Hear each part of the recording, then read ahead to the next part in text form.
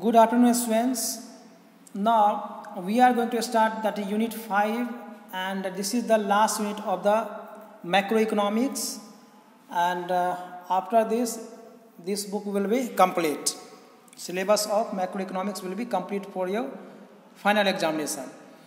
So here balance of payment and foreign exchange rate. This is the topic of this unit, and only we have to discuss balance of payment and foreign exchange rate.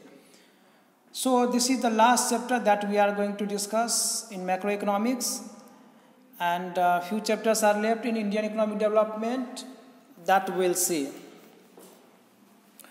In balance of payment and foreign exchange rate, few topics have been deleted. So that deleted topics I am not going to discuss now, but after completion of this we will discuss that also. But that is not the part of our syllabus. So the things which are in our syllabus that we are going to discuss. So balance of payments and foreign exchange rate. So in few books you will find these two chapters separately, balance of payment and foreign exchange rate, but here both these chapters are combined. So in one chapter I am going to discuss balance of payment as well as foreign exchange rate. So let us discuss first foreign exchange rate. Foreign exchange means foreign currency. Now we know that in the present world, it is the world of globalization, and after India adopted the new economic policy in 1991, that is the LPG policy, liberalization, privatization and globalization policy, India has integrated to the world economy. India has integrated to the world market. However, we know that there are advantages and disadvantages of globalization. This is not the true that India only got benefits or getting benefits from the globalization, but there are many disadvantages of globalization also that we already discussed, the advantages and disadvantages or impact of globalization on the Indian economy and other developing countries. Now, so in this globalized world where all the countries are integrated, means world economies are integrated, we know that many forums, many groups are also formed based on economic interest. This is G8, G20, okay, BRICS, ASEAN, SAARC and many more groups are there. So based on economic interest, these worlds are together. हालांकि ये दोनों का ये जो countries है इनका जो है डिस्टेंस जो जोग्राफिकल लोकेशन है वो अलग अलग है. कोई अफ्रीकन कंट्रीज़ है, कोई एशियन कंट्रीज़ है, कोई ऑस्ट्रेलिया से है, कोई अमेरिका से है, लेकिन ये सब का इकोनॉमिक इंटरेस्ट जो इकोनॉमिक गोल है वो यदि आपको मैच कर रहा है, यदि एक दूसरा से जो है उसको बेनिफिट्स मिलने का यदि पॉजिटिव इम्पैक्ट यदि उस हो रहा है, एक दूसरा का जो है यूज करना चाह रहा है, बेनिफिट्स एक दूसरा को देना चाह रहा है और टुगेदर आगे बढ़ना चाह रहा है, एक साथ आगे बढ़ना चाह रहा है, तो इसका जो है आपको ग्रुप जो है बना है. तो लेकिन जो करेंसी है, जो आपको यूनिट है, वो सबका अलग अलग रहता है. जैसे इंडिया का जो करेंसी है, यहाँ पे जो हम लोग कुछ खरीदते हैं तो उसको हम लोग रुपया में खरीदते हैं, रूपी, इसको इंडियन रूपी हम लोग बोलते हैं. हालांकि ये जो है आपको पाकिस्तान में भी है, वहाँ पाकिस्तानी रूपी है. तो बहुत सारे करेंसी जो है इस वर्ल्ड में है, अलग अलग कंट्रीज़ का अलग अलग करेंसी है. जैसे अमेरिका का आपको डॉलर हो गया, US डॉलर, उसी तरह से बहुत सारे ऐसे कंट्रीज जिसका डॉलर, जैसे ऑस्ट्रेलिया में भी डॉलर है लेकिन ऑस्ट्रेलियन डॉलर है. तो अलग अलग कंट्रीज़ में आपको अलग अलग करेंसीज है. चाइना में आपको युआन है, YUAN युआन है. जापान में येन है, ठीक है. उसी तरह से आपको रसिया में रूबल है, साउथ अफ्रीका रेंड है and many more types of currencies है. यूरो है, ब्रिटेन में पाउंड है. तो ये सब जो करेंसी है, अब हम लोग के सामने समस्या हो जाता है कि यदि हम लोग इंपोर्ट एक्सपोर्ट कर रहे हैं तो किस करेंसी का यूज किया जाए. तो मान लीजिए कि इंडिया में यदि आप कोई गुड्स को बेचे हैं, आप यदि कोई गुड्स को बेच रहे हैं, एक्सपोर्ट कर रहे हैं, अमेरिका को कोई आप गुड्स दिए बना करके, एक सॉफ्टवेयर दिए बना करके, तो आपको जो वो करेंसी देगा, आपसे जो सॉफ्टवेयर खरीदेगा वो किस करेंसी में खरीदेगा? रुपया में खरीदेगा, क्योंकि आप डॉलर लेके क्या कीजिएगा, इंडिया में तो डॉलर चलेगा नहीं, आपको तो रुपया चाहिए। आप किसी शॉप के पास गए, उसको डॉलर दे दिए, उससे आप खाना खाए तो डॉलर तो एक्सेप्ट करेगा नहीं, रुपया एक्सेप्ट करेगा। हालांकि बड़ा लेवल पे जो है उसको एक्सेप्ट कर लेगा, लेकिन आपको हर एक जगह एक्सेप्ट नहीं करेगा। और बड़ा लेवल पे एक्सेप्ट भी करेगा तो फाइनली उसको जाके उसको जो है समस्या होगा, उसको जाके फिर उसको एक्सचेंज करना होगा। तो यदि आपको रुपया में वो पेड करेगा, एक अमेरिकन जो है जिसको आप सॉफ्टवेयर बेच रहे हैं, वो आपसे सॉफ्टवेयर खरीदा, तो आपको वो रुपया देगा। उसके पास रुपया है नहीं, उसके पास में डॉलर है, तो वो क्या करेगा, वो रुपया को खरीदेगा डॉलर से, ठीक है। और डॉलर से खरीदने के बाद जो है वो आपको रुपया देगा, रुपया को खरीदा, यानी कि करेंसी को भी खरीदा जाता है, बेचा जाता है। इस चीज़ को आपको याद रखना है कि ना केवल गुड्स एंड सर्विसेज को खरीदा बेचा जाता है, उसका केवल ट्रेड होता है, बल्कि करेंसी का भी होता है। करेंसी मार्केट उसको हम लोग बोलते हैं। तो फॉरेन एक्सचेंज क्या है? Foreign exchange means foreign currency, okay. Foreign exchange का मतलब होता है फॉरेन करेंसी, जैसे डॉलर हो गया, यूरो हो गया, पाउंड हो गया, etc. The rate at which currency of one country is converted into currency of the other country is called foreign exchange rate. और किस रेट पे एक कंट्री का करेंसी को दूसरा कंट्री का करेंसी खरीदेगा, उस रेट को हम लोग बोलते हैं फॉरेन एक्सचेंज रेट। अभी आपको एग्जांपल हम बताएं कि रुपया को जो है खरीदेगा, किससे खरीदेगा? डॉलर से खरीदेगा। क्यों? क्योंकि आपको वो जो है पे करेगा, क्योंकि आपसे एक्सपोर्ट लिया, आपसे जो है सॉफ्टवेयर लिया है, सॉफ्टवेयर का आप एक्सपोर्ट किए हैं, और चूंकि आपसे सॉफ्टवेयर वो खरीदा है अमेरिकन, तो आपको रुपया में जो है आपसे सॉफ्टवेयर खरीदा है और आपको रुपया जो वो पे करेगा, रुपया में पे करेगा, तो उसके लिए रुपया को खरीदना पड़ रहा है। और ये जो खरीदना पड़ रहा है उसका क्या टर्म है, क्या रेट है? $1 यदि वो दिया तो उसके बदले में कितना रुपया को दिया गया, ठीक है। तो ये जो रेट होता है, इस रेट को हम लोग बोलते हैं फॉरेन एक्सचेंज रेट, ठीक है। या फिर यदि आप अमेरिका से कुछ खरीदे हैं, अमेरिका से एक मोबाइल, आप एप्पल का मोबाइल एक अमेरिका से आप खरीदे हैं, अमेरिकन कंपनी से, और उसको जो है डॉलर में पे करना है, आपके पास में डॉलर है नहीं, आपके पास में रुपया है, तो आप क्या कीजिएगा, आप फॉरेन एक्सचेंज मार्केट से आप डॉलर को खरीदिएगा, रुपया दीजिएगा और डॉलर को खरीदिएगा। तो डॉलर को जो खरीदिएगा तो आपको कितना रुपया देना पड़ेगा $1 खरीदने के लिए? तो $1 खरीदने का मान लीजिए ₹50 देना पड़ेगा। ₹50 आप दीजिएगा तो आपको $1 देगा। तो इसको हम लोग बोलते हैं exchange rate, foreign exchange rate, ठीक है, यानी कि फॉरेन करेंसी का rate. Domestic currency of a country can not be use directly in any other country. जी हाँ, जो डोमेस्टिक करेंसी है उसको हम लोग डायरेक्टली दूसरा कंट्री में यूज नहीं कर सकते हैं, उसको एक्सेप्ट नहीं करेगा, सबका अपना अपना करेंसी होता है। It has to be converted into currency of the other country and then to be used in transaction. Yeah, this is true. This is what I already discussed. कि यदि आपको करेंसी आपको चाहिए किसी कंट्री का, यदि आप कोई दूसरा कंट्री में आप अपना करेंसी को यूज करना चाहते हैं, यदि रुपया को आप यूज करना चाहते हैं अमेरिका में, तो उसके लिए आपको अमेरिकन डॉलर खरीदना पड़ेगा रुपया से, और फिर उस डॉलर से आपको ट्रांजैक्शन करना पड़ेगा।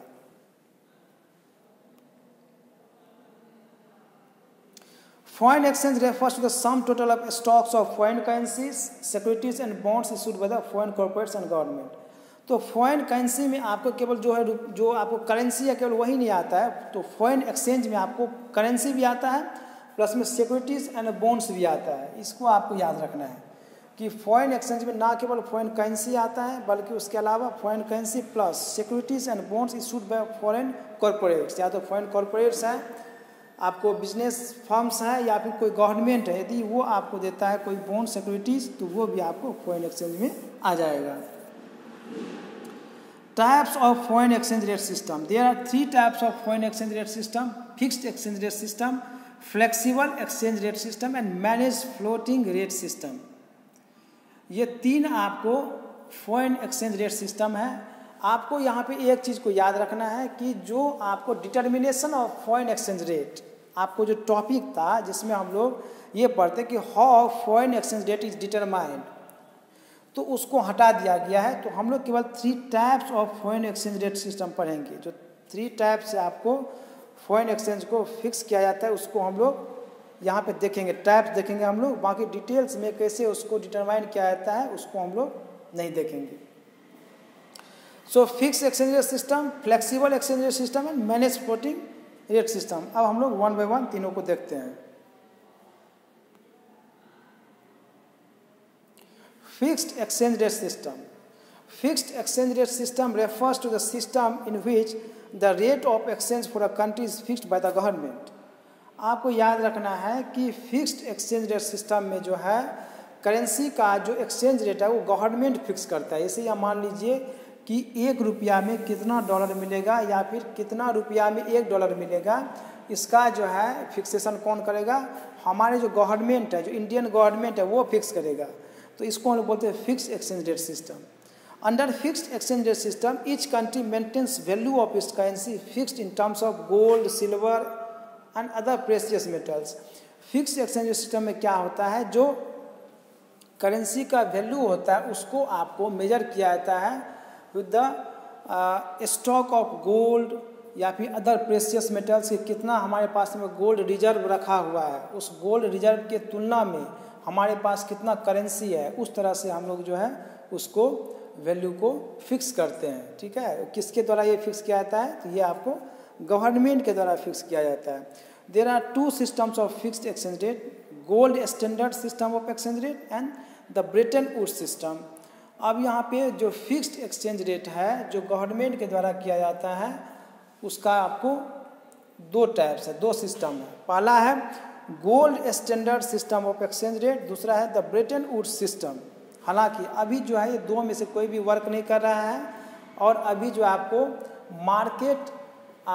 मार्केट डिसाइड करता है। ठीक है, मार्केट एक्सचेंज रेट अभी है, यानी कि demand and supply of currencies determines the rate of exchange.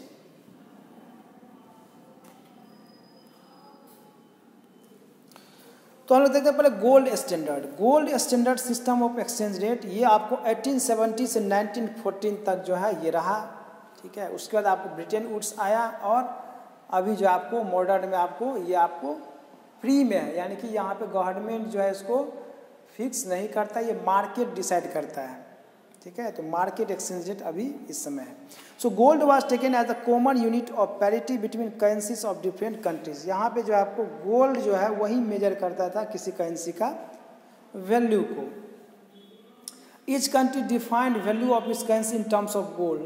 ठीक है, हर एक कंट्री जो है अपना करेंसी का वैल्यू जो है गोल्ड के कंपेरिजन में जो है आपको फिक्स करता था। ठीक है, गोल्ड से आपको कंपेयर करके अपना करेंसी को फिक्स करता था। For example 1 pound equal to 5 gram of gold. मान लीजिए कि यहाँ पे आपको 1 pound equal to 5 gram of gold, जो ब्रिटेन जो है वो अपना एक्सचेंज रेट इस तरह से फिक्स किया आपको कि 1 pound equal to 5 gram of gold.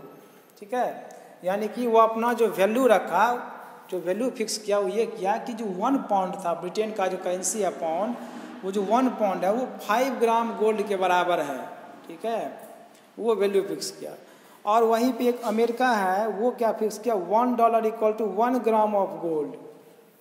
तो 1 pound equal to 5 gram of gold and $1 equal to 1 gram of gold. तो ज़्यादा गोल्ड किस में है? ज़्यादा गोल्ड है आपको पाउंड में। ठीक है, तो अब देखिए यदि ये दोनों एक दूसरा से यदि करेंसी को एक्सचेंज करेगा तो क्या होगा? 1 पाउंड इक्वल टू $5, यानी कि 1 पाउंड में $5 मिलेगा। यदि 1 पाउंड को बेचेगा तो उसके बदले में $5 मिलेगा, या फिर यदि 1 पाउंड को खरीदेगा तो उसके लिए $5 को देना पड़ेगा। So this is the exchange rate, इसको हम लोग बोलते हैं फिक्स्ड एक्सचेंज रेट। तो हम लोग गोल्ड स्टैंडर्ड में हम लोग देखे gold standard system of exchange rate जो कि 1870 से 1940 तक रहा है।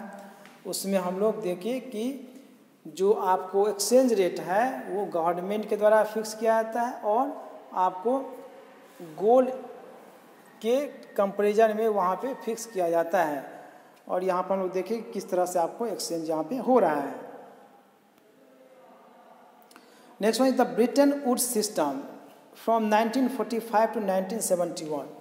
द ब्रिटेन वुड्स सिस्टम जो है वो आपको 1945 से 1971 तक जो है रहा है। ये आपको जो वर्ल्ड वार 2 हुआ था उसके कंप्लीट होने के बाद अमेरिका जो है आपको ये चीज़ को लागू किया। एक्चुअली हुआ था क्या, अमेरिका का इसमें मेन रोल रहा है। आपको जो ब्रिटेन वुड्स है वो एक जगह है अमेरिका में, यूनाइटेड स्टेट्स ऑफ अमेरिका में, और वहीं पे जो है कॉन्फ्रेंस हुआ था, ब्रिटेन वुड्स कॉन्फ्रेंस हुआ था और वहीं पे डिसीजन आपको लिया गया।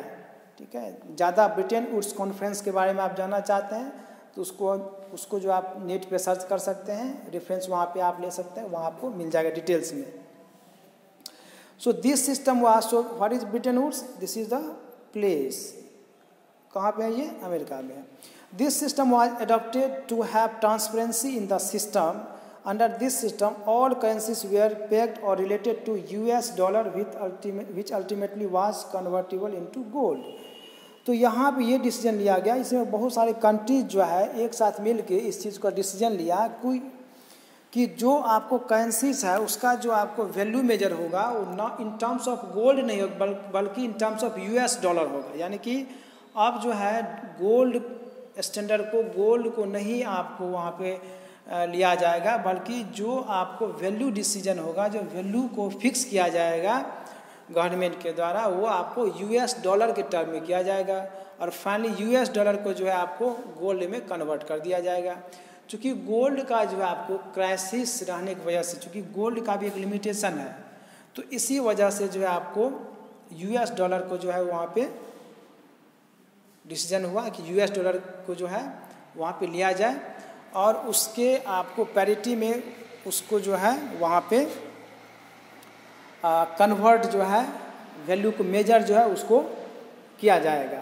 तो ये कुछ कंट्रीज़ के द्वारा जो वहाँ पे ब्रिटेन वुड्स में जो है ये डिसीजन हुआ कि जो फॉरेन एक्सचेंज रेट जो डिसाइड होगा वो होगा इन terms of gold, sorry in terms of dollar, और फाइनली डॉलर को जो है आपको बाद में गोल्ड में कन्वर्ट किया जाएगा। So IMF worked as central institution in controlling the system, और IMF इंटरनेशनल मॉनेटरी फंड, ठीक है, वो जो आपको मेन इंस्टीट्यूशन, सेंट्रल इंस्टीट्यूशन जो जिसको हम लोग बोलते हैं सेंट्रल इंस्टीट्यूशन, आपको वहाँ पे रोल जो है वो निभाया इन कंट्रोलिंग द सिस्टम। इस सिस्टम को कंट्रोल करने में जो है IMF जो है इंटरनेशनल मॉनेटरी फंड जो है वो ये काम किया। तो हम लोग देखिए आज कि एक्सचेंज, फॉरेन एक्सचेंज क्या होता है, फॉरेन एक्सचेंज रेट क्या होता है, कितना तरह का फॉरेन एक्सचेंज रेट सिस्टम है। हम लोग पहला डिस्कस किए फिक्स्ड एक्सचेंज रेट सिस्टम, जिसमें दो टाइप्स है, gold standard system and Bretton Woods system. Gold standard system में क्या होता है, कैसे डिसीजन होता है, कैसे वैल्यू को फिक्स किया जाता है, उसको हम लोग देखें। और फाइनली द ब्रिटेन वुड्स में जो है उसके बारे में हम लोग देखें उसमें किस तरह से डिसाइड होता है। So this is all about today's class. The next parts of the foreign exchange will be discussed in the coming class, in next class. This is all about today's class. Thank you.